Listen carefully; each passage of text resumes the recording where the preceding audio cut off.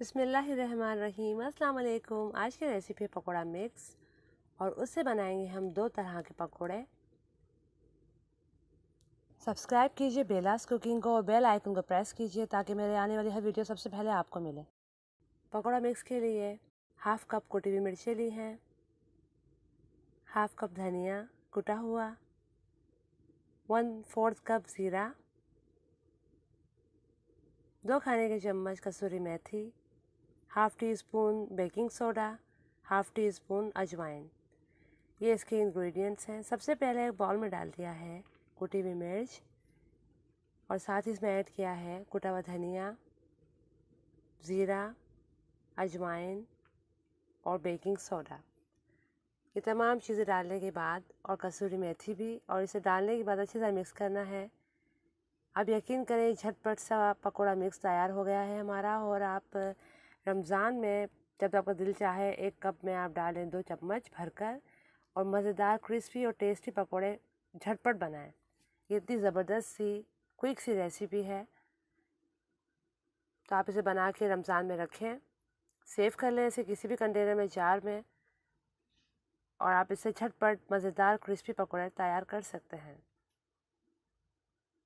मसाले वाले पकोड़ों के लिए 1 टमाटर लिया है, हाफ कप पालक बारीक कटी हुई, 2 खाने के चम्मच पुदीना बारीक कटा हुआ, 1 कप बेसन, 1 आलू कद्दूकश किया हुआ, 1 प्याज चॉप किया हुआ, 1 चाय का चम्मच नमक और 2 खाने के चम्मच हमारा पकोड़ा मिक्स मसाला, और थोड़ा सा पानी चाहिए होगा। सबसे पहले एक बाउल में डाल देंगे तमाम सब्जियां, पुदीना, प्याज 1 बारीक कटा हुआ, 1 आलू कद्दूकश किया हुआ। कद्दूकश करने की वजह यह है कि हमारा आलू जो है वो पकते हुए आराम से गल जाए।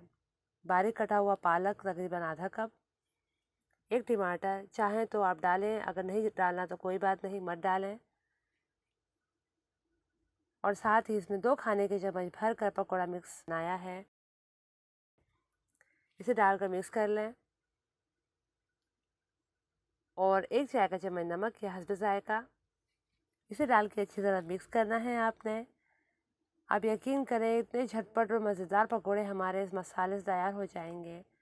रमज़ान में आप जब इसे बनाएंगे तो इंशाल्लाह आप ज़रूर पसंद करेंगे। और फिर इसमें ऐड कर दिया है बेसन 1 कप। बेसन डालने के बाद आराम से आपने पानी डालना है और इसे मिक्स करते जाना है। पकोड़ों का बैटर बहुत ज़्यादा पतला नहीं करना, बस ये ख्याल करना है। और पानी जो है आपने एहतियात से इस्तेमाल करना है। बहुत अच्छी तरह से मिक्सिंग करते जाएं और पानी हल्का हल्का सा डालते जाएं। ये देखें इतना ठीक हमारा मसाला होना चाहिए, आप देख सकते हैं इतना ठीक ही हमें ये मसाला चाहिए। कढ़ाई में पहले से मैंने ऑयल गरम करने रख दिया था। ऑयल बहुत अच्छा सा गरम हो चुका है और अब इसमें आराम से आप थोड़ी थोड़ी मिकदार में पकोड़ों का बैटर डालते जाएं और अपनी पसंद के पकोड़े बनाते जाएं। मीडियम टू हाई फ्लेम पर ही आपने इन पकोड़ों को फ्राई करना है। हाई फ्लेम पर पकोड़े फ्राई करने से ही पकोड़े क्रिस्पी बनते हैं, बहुत ही मज़े के बनते हैं। क्योंकि हमने इसमें ऐसा कोई भी सब्ज़ी इस्तेमाल नहीं की जो बहुत मुश्किल से गले। आलू भी हमने डाला है तो उसे कद्दूकश करके डाला है और वो आराम से पक जाएगा। टमाटर डालने से आपके पकोड़े एक तो कलरफुल बनेंगे और दूसरा इनका टेस्ट बहुत ही अच्छा हो जाएगा। तो एक दफ़ा आप ये रेसिपी ज़रूर ट्राई कीजिएगा। इस तरह से आप इसे पलटते हुए पकोड़ों को प्यारे से कलर में लेके आएँ और हाई फ्लेम पर ही आपने इन पकोड़ों को फ्राई करना है। और यही टिप है पकोड़ों को क्रिस्पी करने का कि आपने इन्हें हाई फ्लेम पर ही फ्राई करना है। ये देखिए हमारे पकोड़े जो है बहुत ही खूबसूरत कलर पकोड़ों पर हमारे आ चुका है। अब हम इन्हें निकाल लेंगे और ये अच्छी तरह से अंदर तक कुक हो चुके हैं, कहीं से कच्चे नहीं हैं। आप देखें कितना खूबसूरत सा कलर जो है पकोड़ों पर आ गया है। ये देखें इस तरह, जितना जब इस पर ऐसा रंग आ जाए तो इसे निकाल लें।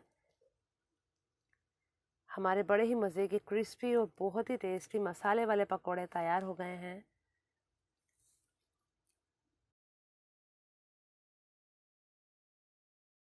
ये अब आलू के पकोड़े बनाएंगे। मैंने इस तरह के 4 छोटे आलू ले लिए थे। 1 चाय का चम्मच नमक, हाफ कप बेसन और 1 खाने का चम्मच भर कर पकौड़ा मसाला जो मैंने बनाया है, थोड़ा सा पानी। ये इसके इंग्रेडिएंट्स हैं। सबसे पहले बेसन डाल दिया है बाउल में और इसके साथ इसमें ऐड किया है नमक। 1 खाने का चम्मच भर कर पकौड़ा मिक्स, इसे डाल के मिक्स करें। सबसे पहले ड्राई इंग्रेडिएंट्स को, फिर इस पर थोड़ा थोड़ा पानी डालते जाएं और इसे मिक्स करते जाएं। बहुत ही क्विक आपके पकोड़े बनेंगे। जब आपका पकोड़ा मिक्स तैयार होगा तो आप देखिएगा इंशाल्लाह रमज़ान में बहुत ही आसानी से और बहुत ही मज़े के पकोड़े तैयार होते हैं। आप एक दफ़ा से ज़रूर ट्राई करके देखिएगा, बहुत ही मज़े के बनते हैं। इस तरह से बैटर को बहुत ज़्यादा थिन नहीं करना और ना ही बहुत ज़्यादा थिक रखना है। बिल्कुल मीडियम, बिल्कुल दरमियाना इसका मिक्सचर होना चाहिए, ताकि हमारे आलू जो है वो अच्छे तरह कोट हो जाए। इस पर इतना अच्छी कोटिंग आए, इसको इतना थिक रखना पड़ेगा आपको। ये देखिए, इतना ही थिक हमें ये बैटर चाहिए ताकि ये आलू पर आराम से चढ़ जाए। ऑयल पहले से गर्म है। अब आलू को इस तरह से बैटर में फोल्ड करें और फिर कढ़ाई में डालें। मीडियम टू हाई फ्लेम पर ही इन पकौड़ों को फ्राई करना है। आलू जितने पतले कटे होंगे, आपके पकोड़े पकने में उतना ही कम टाइम लेंगे और क्रिस्पी बहुत अच्छे बनेंगे, क्रिस्पी बनेंगे। अगर मोटा आलू काटेंगे तो एक तो वो गलने में टाइम लेगा और फिर उसको गलाने के चक्कर में आपका जो पकोड़े हैं ना, वो बिल्कुल नरम हो जाएंगे। तो आपने ये करना है कि पकोड़ों के आलूओं के लिए को जो है बिल्कुल बारीक काटना है, पतला काटना है। इस तरह से डिप करते हुए आपने पकोड़े तैयार करने हैं। मैंने आलू जो है वो छोटे लिए थे ताकि पकोड़े खूबसूरत बने, बाइट साइज़ बने। आप चाहें तो बड़े भी ले सकते हैं। जितने आलू होंगे उस हिसाब से आप अपना बैटर तैयार कीजिएगा, बेसन तैयार कीजिएगा कि आपके रिक्वायरमेंट कितनी है पकोड़ों के लिए। इस तरह से आप इसे पलटते जाएं और इसे फ्राई करते जाएं जब तक इस पर कलर आएगा। हमारे आलू जो हैं वो अच्छी तरह से गल चुके होंगे। पकोड़ा मिक्स आप बना के रखते हैं जो पकोड़ों का मसाला, तो फिर आपको पकोड़े बनाने में ज़्यादा टाइम नहीं लगता। मसाला हमारा रेडी होता है, बैटर बस तैयार करना है, बेसन में मिलाना है मसाले को और फिर पकोड़े आप जिस तरह जो चाहें पकोड़े आप बनाएं। पालक के पकोड़े बनाएं, आलू के बनाएं, मिक्स पकोड़े बनाएं। 2 पकोड़े मैंने आपको बनाना सिखा दिए हैं। आगे आपकी अपनी चॉइस पर है कि आप इसे किस तरह इस्तेमाल करते हैं। अब देखें, ये बिल्कुल प्यारे से कलर में आ चुके हैं। अब इन्हें निकाल लेंगे। लीजिए, हमारे बड़े ही मज़े के क्रिस्पी 2 तरह के पकोड़े हो गए तैयार। इन्हें निकाल लें। लीजिए, बहुत मज़े के पकोड़े हमारे बने हैं, आप देख सकते हैं।